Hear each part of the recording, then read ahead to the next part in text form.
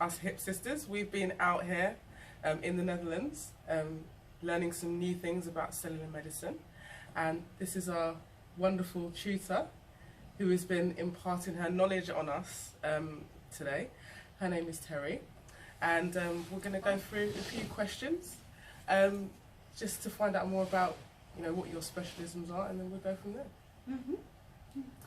Yeah, I'm a nutritionist, and I'm working in the Netherlands, have my own practice, and I am with the Dr Rath company for almost 20 years, so I have a lot of experience with all kind of people seeking for help in an additional way or an alternative help instead of their conventional medicine, or finding more, learning more about their own health condition.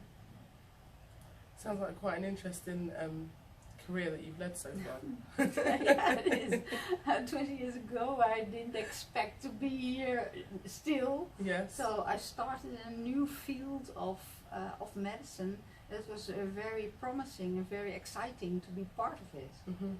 And it still is. Yeah, I can imagine it is, and it's probably more relevant now than ever before.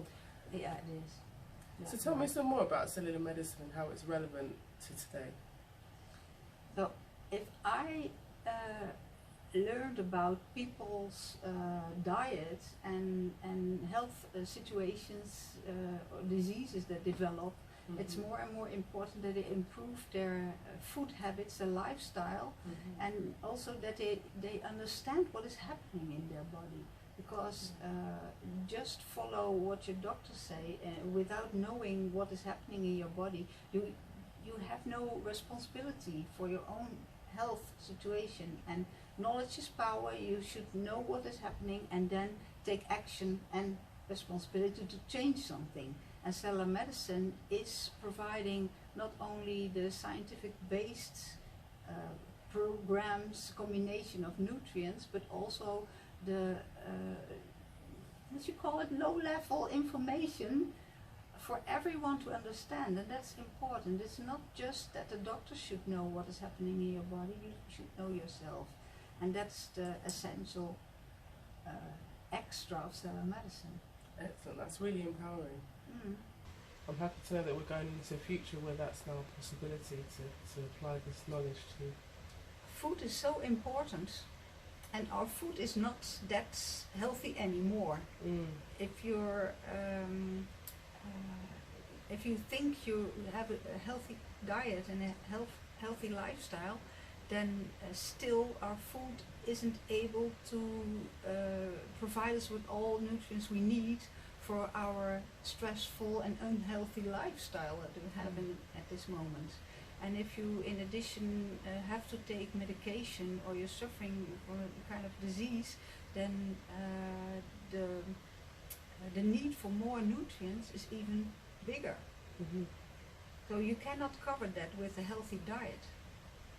I get what you mean. That's a new concept for a lot of people to embrace, isn't it? It is. And then they stand in a store and don't know what to take, and therefore it's important that they take something that is really science-based, that they know it is something good what they take. Not in super doses, not in products that promise you heaven on earth, but products and combinations that are really good, and that you know that it's doing something positive. That's excellent. Really interesting to know that clients are going to be empowered to actually take their health into their own hands and be able to be more mindful of their nutrition and the choices that they're making with supplements as well. That's a great place to be going. So well done for being part of that future. Now you see, one of the things I'd love to talk about with you is like an example of maybe how someone might use nutrition to work with improving the position they are with their health. Now, say for example, a woman aged 45 is worried about cardiovascular risk. She's got a blood pressure of 150 over 95, a cholesterol of 5.5, LDL of 3.7, how could we answer her questions around prevention, cardiovascular risk, or even prescription medications such as statins or beta blockers? Yeah, that's a realistic situation. There are a lot of people in that situation. People read about medication side effects, read about that there's perhaps an alternative approach that they could try, and they're confused because the doctor is most of the time only offering prescription drugs, so statins and beta blockers and all kind of things, and people read about the side effects and don't want to take it, but don't know what is the risk. Should I do that? So they ask for help, and you should see the whole picture, not just looking at the blood pressure or blood values of cholesterol, because it says nothing about cardiovascular risk. Of course, high blood pressure isn't that good, but is this woman smoking? Perhaps has he overweight? All kind of things you should ask for, getting the whole picture. How is her diet? Is she doing some exercise or don't? And what does she want? Is her goal not taking medicine, or is her goal looking, asking, and then make a decision?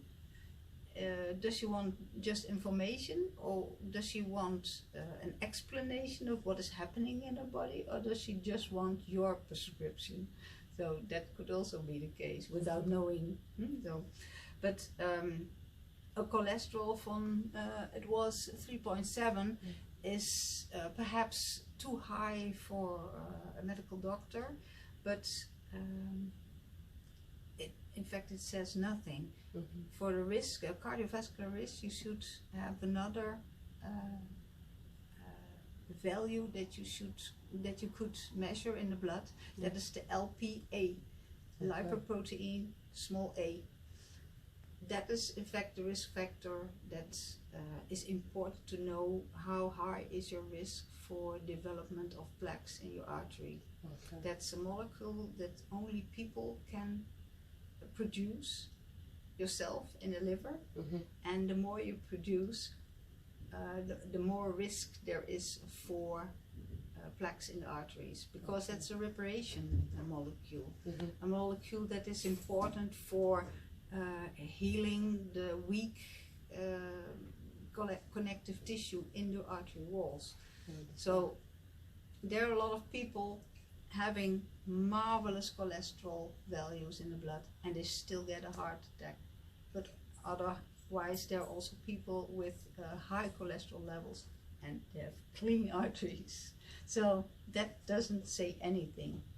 But I think most important is that I give some explanation about the situation, what is happening, and that the woman is a bit relaxed about it. It's not an extreme, severe situation, but she should make the decision herself if she takes medicine, or in addition, you can do both.